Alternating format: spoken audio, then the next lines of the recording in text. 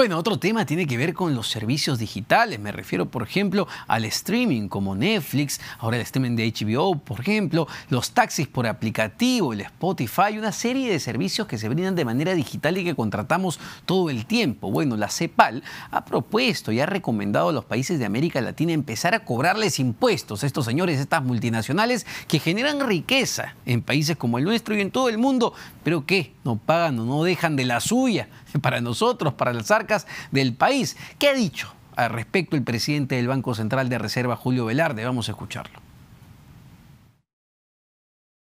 Es necesaria, si está realmente vendiendo en el país, debería pagar todo lo que la renta se quede en el país. Cómo diseñarlo, cómo hacerlo, que es una cosa que tienen los especialistas, ¿no?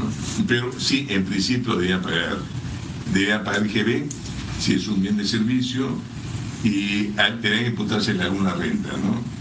¿Cómo diseñarlo es el problema? Y es un problema no solo de América Latina, como es una preocupación grande en Europa y en el mundo, ¿no?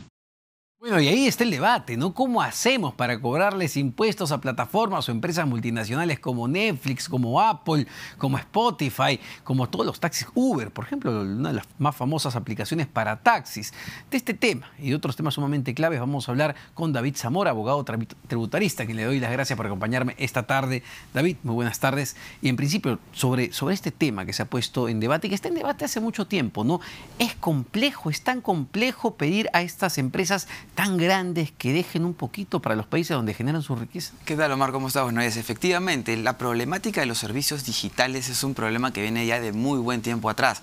No solamente es un problema en Perú, sino en cualquier otro país del mundo donde se reciben estos servicios, ¿no? Porque la problemática que se surge a raíz de los servicios digitales como estos se presentan básicamente cuando son servicios proveídos a consumidores finales como tú y como yo, donde SUNAT no nos ejerce un control, digamos, de lo que nosotros consumimos de afuera. Sí, efectivamente, hoy en día existen normas que regulan la tributación de no domiciliados o de empresas extranjeras cuando son servicios prestados a empresas peruanas, ¿no? La empresa peruana tiene la obligación de retenerle el impuesto a la renta al extranjero cuando genera una renta que digamos, se entiende que se ha generado en el país.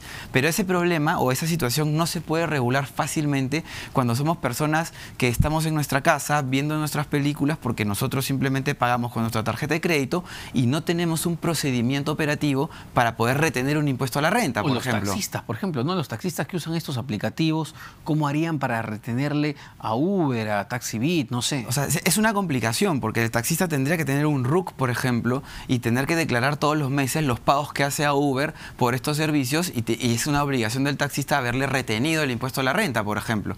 Y es algo que entiendo yo hoy por hoy la Administración Tributaria no está considerando porque se genera un sobrecosto al servicio de taxi también, porque el proveedor de este servicio, en este caso Uber, por ejemplo, no te va a aceptar que le hagas una retención, te va a cobrar el full price de lo que le corresponde, ¿no? Bueno, pero ahora también está el otro lado, ¿no? Estas empresas que ganan miles de millones de dólares todos los meses no están pagando los impuestos que deberían pagar por la riqueza que están generando, no solamente en el Perú, sino en todo el mundo. Ellos pagan pequeñas cantidades en los países donde están sus centrales. Efectivamente, hoy en día la OECD ya se ha puesto las pilas sobre el asunto porque ha empezado a establecer directrices a todos los países que quieren formar parte de esta organización, como el caso de Perú, de incorporar en su legislación recomendaciones que vienen de un plan de acción que se ha formado ya desde el año 2011, el plan de acciones BEPS, que incorpora determinadas recomendaciones para que los países regulen situaciones como, por ejemplo, servicios digitales, ¿no?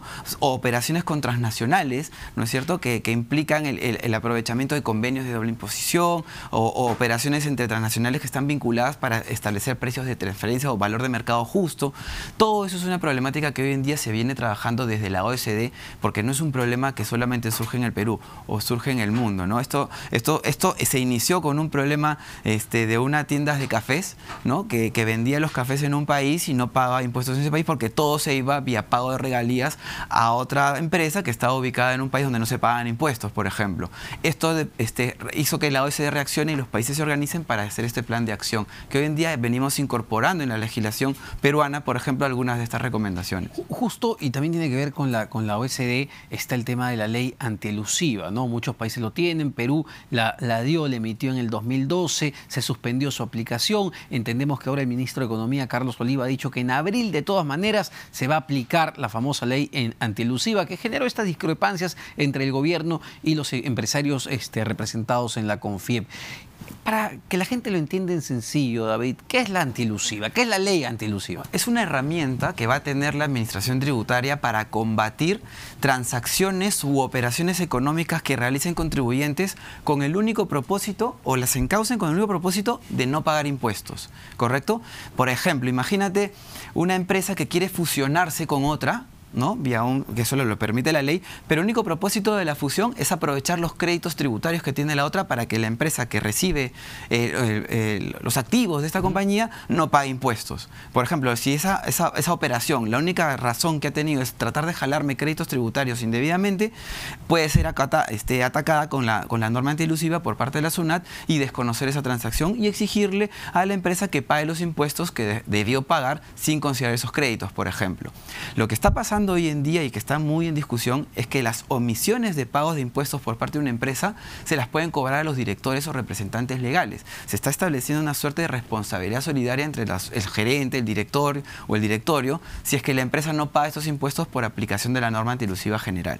Y eso está en discusión hoy en día. Se suponía que hoy día es un plazo que tienen que cumplir los directores de aprobar un acuerdo en el cual se haya revisado las transacciones que se han llevado a cabo desde el año 2012 que pudieran ser cuestionadas por aplicación de la norma 16.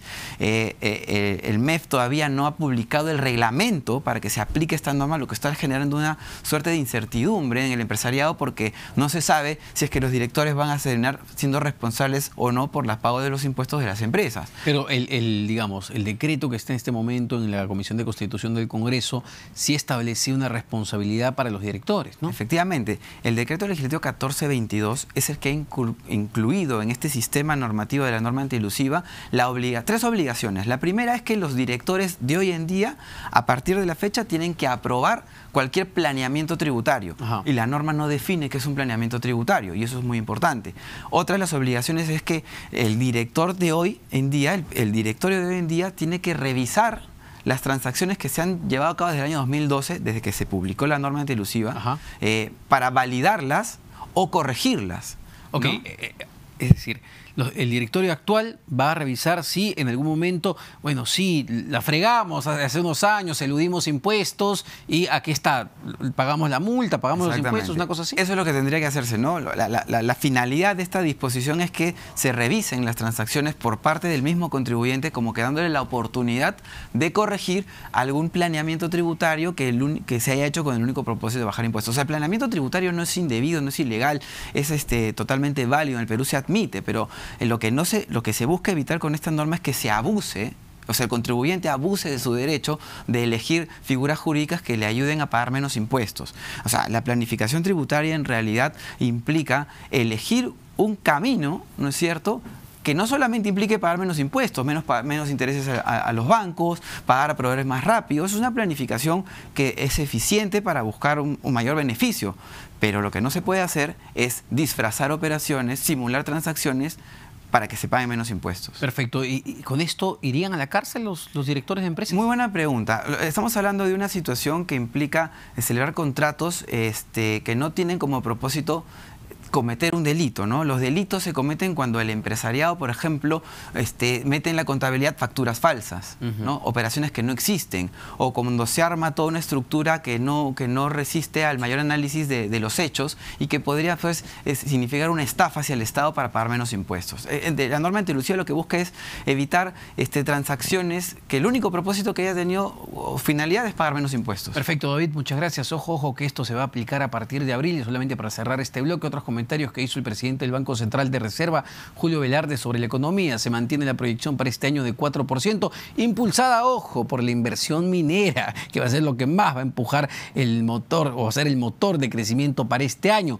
Pero Lamentablemente la inversión pública, esa que gastan los ministerios, los gobiernos regionales, los gobiernos locales, no va a venir muy bien. Ha recortado la proyección de crecimiento de 2.8% a 1%, es decir, la inversión pública en el 2019 casi no va a crecer. ¿Qué pasa ahí con la reconstrucción del norte, que supuestamente iba a ser el gran motor de crecimiento para el 2019?